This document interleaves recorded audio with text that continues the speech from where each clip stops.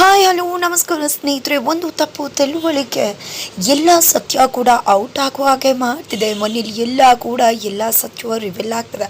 ಹಾಗಾದರೆ ಆಗತ್ತೇನು, ಆಗ್ತಿರುವುದೇನು ತಿಳ್ಕೊಬೇಕು ಅಂದರೆ ಈಗಲೇ ನಮ್ಮ ಈ ಚಾನಲ್ನ ಸಬ್ಸ್ಕ್ರೈಬ್ ಮಾಡಿ, ಹಾಗೆ ಒಂದು ವಿಡಿಯೋವನ್ನು ಪೂರ್ತಿಯಾಗಿ ನೋಡಿ. ಇಲ್ಲಿ ದೇವಸ್ಥಾನದಲ್ಲಿ ಕೃಷ್ಣನ ನೋಡ್ಕೊಂಡಂಥ ಭಿಕ್ಷುಕರು ಬಂದು, ನಿಮ್ಮ ಮಗ ಆಲ್ರೆಡಿ ನಿಮ್ಮ ಮನೆಗೆ ಹೋಗಿದ್ದಾನೆ, 22 ವರ್ಷಗಳಿಂದ ನೀವು ನಿಮ್ಮ ಮಗನ ಕಳ್ಕೊಂಡಿದ್ರಿ, ಆವಾಗ ನಿಮ್ಮ ಮಗ ನನಗೆ ಸಿಕ್ಕಿದ್ದ ಕೃಷ್ಣ ಅನ್ನೋ ತೊದಲನ್ನು ಬಿಟ್ಟು ಯಾವುದೇ ಮಾತನ್ನು ಕೂಡ ಅವನು ಹೇಳಿರಲಿಲ್ಲ. ನಾನೇ ಅವನ್ನ ಬೆಳೆಸಿದ್ದು, ಸಾಕಿ ಬೆಳೆಸಿದ್ದು. ಈಗ ನನಗೆ ಅವತ್ತು ಪೇಪರಲ್ಲಿ ನಿಮ್ಮ ಅಡ್ರೆಸ್ ಸಿಕ್ತು, ಹಾಗಾಗಿ ಕೃಷ್ಣನ್ಗೆ ಹೇಳಿ ಕಳಿಸ್ದೆ. ಅವ್ನು ಆಲ್ರೆಡಿ ನಿಮ್ಮ ಮನೆಗೆ ಬಂದಿರಬೇಕಲ್ವಾ ಅಂತ ಹೇಳ್ತಿದ್ದಾರೆ. ಇಲ್ಲ, ನಮ್ಮ ಮಗ ಇನ್ನೂ ಬಂದಿಲ್ಲ ಅಂದಾಗ ಖಂಡಿತ ಬರ್ತಾನೆ, ನೀವೇನು ಯೋಚನೆ ಮಾಡಬೇಡಿ. ಇಷ್ಟು ದಿನದ ನಿಮ್ಮ ಕಾಯುವಿಕೆಗೆ ಖಂಡಿತ ಈಗ ಪೂರ್ಣ ವಿರಾಮ ಬಿದ್ದೇ ಬೀಳುತ್ತೆ. ನಿಮ್ಮ ಪೂಜೆ ಫಲಿಸಿದೆ ಅಂತ ಹೇಳ್ತಾರೆ. ಇದರಿಂದಾಗಿ ಅವ್ರಿಗೆ ತುಂಬ ಖುಷಿ ಆಗುತ್ತೆ, ನನ್ನ ಮಗ ಕೃಷ್ಣ ಸಿಗ್ತಾ ಅಂತ. ಅದೇ ಖುಷಿಯಲ್ಲಿ ಮನೆಗೆ ಬರ್ತಿದ್ದಾರೆ. ಆ ಕಡೆ ಕೃಷ್ಣ ಕೂಡ ತನ್ನ ಸ್ನೇಹಿತನ ಜೊತೆ ಮಾತಾಡಿಕೊಂಡು ಇದೆಲ್ಲವನ್ನ ಕೂಡ ನಾನು ಸರಿಪಡಿಸಿ ಅಣ್ಣನ ಬಿಡುಗಡೆ ಮಾಡಬೇಕು ಅಂದ್ಕೊಂಡಿದ್ದೆ. ಆದರೆ ಏನೇನೋ ಆಗ್ತಾ ಇದೆ, ಖಂಡಿತ ಅಣ್ಣಂಗೆ ಅಲ್ಲಿ ತೊಂದರೆ ಆಗ್ಬೋದು ಅಂತ ಅನಿಸುತ್ತೆ. ಈ ವಿಷಯ ಯಾವುದೇ ಕಾರಣಕ್ಕೂ ಕೂಡ ಮಾನ್ಯತಾಗೆ ಎಸಿಪಿಗೆ ಗೊತ್ತಾಗಬಾರ್ದು, ಇಲ್ಲಾಂದರೆ ಖಂಡಿತ ಎಲ್ಲವನ್ನ ಕೂಡ ಮುಳುಗಿಸ್ಬಿಡ್ತಾರೆ. ಅದಕ್ಕೋಸ್ಕರ ಮೊದಲು ನಾನು ಕೃಷ್ಣ ಇಲ್ಲಿಗೆ ಬಂದಿದ್ದೀನಿ, ಅಣ್ಣ ಜೈಲಲ್ಲಿದ್ದಾನೆ ಅನ್ನೋ ಎಲ್ಲ ವಿಷಯನ ಅದಕ್ಕೆ ಹತ್ರ ಹೇಳಬೇಕು. ಚಾರು ಅದಕ್ಕೆ ಹತ್ರ ಹೇಳಿದ ನಂತರ ಚಾರು ಅದಕ್ಕೆ ಮತ್ತೆ ನಾನು ಇಬ್ಬರು ಕೂಡ ಸೇರಿಕೊಂಡು ಅಣ್ಣನ ಅಲ್ಲಿಂದ ಬಿಡುಗಡೆಗೊಳಿಸ್ಬೇಕು. ಅಣ್ಣನ ಪಾಪ ಎಷ್ಟು ಶಿಕ್ಷೆ ಕೊಡ್ತಿದ್ದಾರೋ, ಏನೇನು ಅನುಭವಿಸ್ತಿದ್ದಾನೋ ಅವನು ಆ ನೋವಿಂದ ಬಿಡುಗಡೆ ಆಗಬೇಕು. ನಾನು ಆ ನಂತರ ಅಲ್ಲಿಗೆ ಹೋಗ್ತೀನಿ ಅಂತ ಹೇಳ್ತಿದ್ದಾನೆ. ಇದರಿಂದ ನೀನು ಜೈಲಿಗೆ ಹೋಗ್ಬೇಕಾಗಿ ಬರಲ್ವಾ ಅಂದಾಗ, ನನ್ನ ಮನೆಗೋಸ್ಕರ ನಾನು ಮನೇನ ಕಾಪಾಡಬೇಕು. ಇಷ್ಟು ದಿನ ಬದುಕಿದ್ದು ಎಲ್ಲ ಕೆಟ್ಟದ್ದು ಅಂತ ಗೊತ್ತಾಗಿದೆ. ಇನ್ನು ಮುಂದೆ ನಾನು ಒಳ್ಳೆ ರೀತಿ ಬದುಕಬೇಕು. ನನ್ನ ಮನೆಗೆ ಕೆಡಕ್ ಬಯಸೋನ ದೂರ ಮಾಡಿ, ನನ್ನ ಮನೆಗೆ ಒಳ್ಳೇದು ಮಾಡಿ, ನಾನು ಜೈಲಿಗೆ ಹೋದ್ರೂ ಯೋಚನೆ ಇಲ್ಲ ಅಂತ ಹೇಳಿ ಕೇಕೆ ಹೇಳ್ತಾ ಇದ್ದಾನೆ. ಆದರೆ ಆಲ್ರೆಡಿ ಚಾರು ರಾಮಾಚಾರಿನ ಜೈಲಿಂದ ಬಿಡುಗಡೆಗೊಳಿಸ್ಬೇಕು ಅಂತ ಪಕ್ಕಾ ಪ್ಲ್ಯಾನ್ ಮಾಡಿಕೊಂಡು ರಾಮಾಚಾರಿನ ನಾಟಕ ಮಾಡೋಕೆ ಹೇಳಿ ಹಾಸ್ಪಿಟಲಿಂದ ಕಿಡ್ನಾಪ್ ಮಾಡಿಸೋಕೆ ರೆಡಿ ಮಾಡ್ಕೊಂಡಿದ್ದಾಳೆ.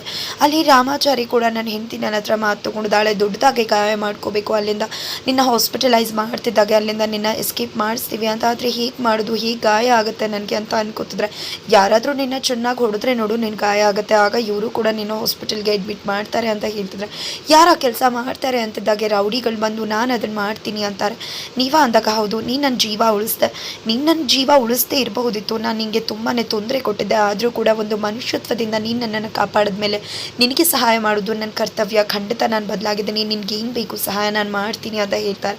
ನಂತರ ಪ್ಲ್ಯಾನ್ ಪ್ರಕಾರ ರಾಮಾಚಾರಿ ಕೂಡ ರೌಡಿಗೆ ಹೇಳಿದಾಗ, ಈ ಕಡೆ ರೌಡಿ ಅವರು ಕೂಡ ರಾಮಾಚಾರಿಗೆ ಚೆನ್ನಾಗಿ ಹೊಡೆದು ಫೈಟ್ ಮಾಡಿ ರಾಮಾಚಾರಿಗೆ ತುಂಬ ದೊಡ್ಡದಾಗಿ ಗಾಯ ಮಾಡ್ತಿದ್ದಾರೆ. ಈ ಕಡೆ ಅಲರ್ಟ್ ಆದಂಥ ಪೊಲೀಸರು ಅವನಿಗೆ ಗಾಯ ಆಗಿದೆ ಅಂತ ಹೇಳಿ ಹಾಸ್ಪಿಟಲ್ಗೆ ಅಡ್ಮಿಟ್ ಮಾಡು ಎಲ್ಲ ಕೆಲಸನ ಮಾಡ್ತಿದ್ದಾರೆ.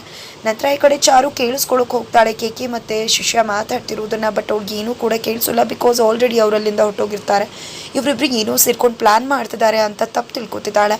ಆ ಕಡೆ ವೈಶಾಖ ತಮ್ಮನ ಮನೆಗೆ ಹೋಗ್ತಿದ್ದಂತೆ ತಮ್ಮ ತಿರುಗಿ ಬಿದ್ದಿದ್ದಾನೆ. ಏನು ಮಾಡಿದ್ಯಾ ನೀನು, ಏನೂ ಮಾಡಿಲ್ಲ, ಆ ವ್ಯಕ್ತಿನ ವೀಲ್ ಚೇರಲ್ಲಿ ಕೂರಿಸೋದು ಬಿಟ್ಟು, ಅದು ಕೂಡ ನಿನಗೆ ಸೇರೋದಿಲ್ಲ ಕ್ರೆಡಿಟ್, ಮಾನ್ಯತಾಗೆ ಸೇರೋದು. ಮಾನ್ಯತಾ ಅದನ್ನು ಮಾಡಿದ್ದು, ಏನು ಮಾಡಿದ್ಯಾ ನೀನು ಆ ಮನೆಗೆ ಹೋದ್ಮೇಲೆ, ಏನೂ ಕೂಡ ಮಾಡಿಲ್ಲ. ಆ ಚಾರುನ ಮಟ್ಟ ಹಾಕಿ ಅವಳನ್ನು ಮನೆಯಿಂದನೇ ಕಳ್ಸೋಕ್ಕಾಗಲಿಲ್ಲ. ನಿನ್ನನ್ನು ನಂಬ್ಕೊಂಡು ಕೂತ್ಕೊಂಡ್ರೆ ನನಗೆ ಯಾವುದೇ ಕೆಲಸ ಕೂಡ ಆಗೋದಿಲ್ಲ, ಇನ್ನೇನೇ ಇದ್ದರೂ ನಾನು ನನ್ನ ಕೆಲಸ ನಾನು ನೋಡ್ಕೋತೀನಿ ಅಂತ ಹೇಳ್ತಾರೆ.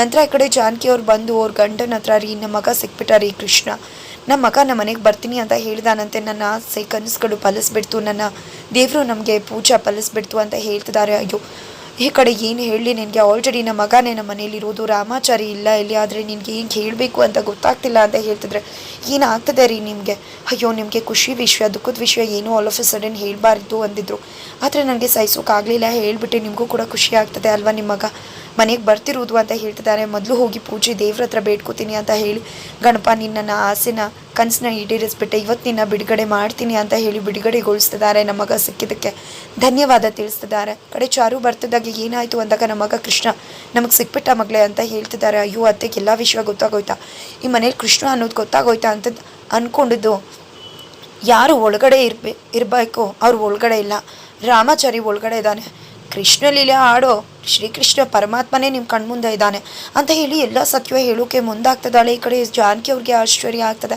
ಈ ಕಡೆ ರಾಮಾಚಾರಿ ಹತ್ರ ಬಂದು, ಕೃಷ್ಣ ನಮಗೆ ಸಿಕ್ಬಿಟ್ಟ ಮಗನೇ ಕೃಷ್ಣ ಅಂತ ಹೇಳ್ತಿದ್ರೆ, ಈ ಕಡೆ ಕೃಷ್ಣ ಕೂಡ ಏನು ಅಮ್ಮಂಗೆ ವಿಷಯ ಗೊತ್ತಾಗೋಯ್ತು ಅಂತ ಅನ್ಕೋತಿದ್ದಾರೆ. ಅಮ್ಮ ಈಗಲೇ ಎಲ್ಲ ವಿಷಯನ ಎಲ್ರಿಗೂ ಹೇಳೋದು ಬೇಡ ಅಂತ ಹೇಳ್ತಿದ್ದಾರೆ, ಬಿಕಾಸ್ ಅವರು ಕೋದಂಡನ ಕರೆದು ಕೃಷ್ಣನ ವಿಷಯನ ಹೇಳೋಕೆ ಮುಂದಾಗ್ತಿದ್ರೆ. ಈ ಕಡೆ ಇವರೆಲ್ಲರೂ ಕೂಡ ತುಂಬ ವಿಚಿತ್ರವಾಗಿ ಮಾತಾಡ್ತಿದ್ದಾರೆ. ಈ ಕಡೆ ಅಪ್ಪಂಗೆ ಅರ್ಥ ಆಗ್ತದೆ, ಅಯ್ಯೋ ಜಾನಕಿಗೆ ಯಾವೊಂದು ವಿಷಯ ಗೊತ್ತಿಲ್ಲ. ಈ ಕಡೆ ಚಾರು ಮತ್ತು ಕೃಷ್ಣ ಕೃಷ್ಣ ಸೇರಿಕೊಂಡು ಎಲ್ಲ ವಿಷಯ ಹೇಳೋಕೆ ಮುಂದಾಗ್ತಿದ್ದಾರೆ ಅಂತ. ಈ ಕಡೆ ರಾಮಾಚಾರಿ ಇಲ್ಲಿಲ್ಲ, ಇಲ್ಲಿರುವುದು ಕೃಷ್ಣ ಅನ್ನೋ ಸತ್ಯ ಜಾನಕಿ ಅವ್ರ ಮುಂದೆ ಬೈಲಾಗ್ತದೆ. ಹಾಗಿದ್ರೆ ಈ ಕಡೆ ಎಲ್ಲ ಸತ್ಯಗಳು ಕೂಡ ಔಟ್ ಆಗಿದ್ದಾಯಿತು. ನೇನೇ ಇದ್ರು ರಾಮಾಚಾರಿನ ಅಲ್ಲಿಂದ ಬಿಡಿಸೋದೊಂದೇ ಬಾಕಿ. ಹಾಗಿದ್ರೆ ಇದು ಎಲ್ಲವೂ ಕೂಡ ಏನಾಗುತ್ತೆ ನಂತರ ಈ ಕಡೆ ರಾಮಾಚಾರಿ ಜಾಗಕ್ಕೆ ಬಂದಿರೋ ಕೃಷ್ಣನ ನೋಡಿ ಅಮ್ಮ ಯಾವ ರೀತಿ ಖುಷಿ ಪಡ್ತಾರೆ, ಇವತ್ತು ಮಗ ಆಗಿರೋದು ಈ ಮನೆಗೆ ಯಾಕೆ ಬಂದ ಅನ್ನೋ ಎಲ್ಲ ಸತ್ಯ ತಿಳ್ಕೊಂಡಿದ್ದೆ ಏನಾಗಬಹುದು. ಇದು ಎಲ್ಲವನ್ನ ಕೂಡ ತಿಳ್ಕೊಬೇಕು ಅಂದರೆ ಈಗಲೇ ನಮ್ಮ ಈ ಚಾನಲ್ನ ಸಬ್ಸ್ಕ್ರೈಬ್ ಮಾಡಿ. ಹಾಗೆ ಈ ಮುಂದಿನ ವಿಡಿಯೋಗೋಸ್ಕರ ವೇಟ್ ಮಾಡೋದನ್ನು ಮರಿಬೇಡಿ.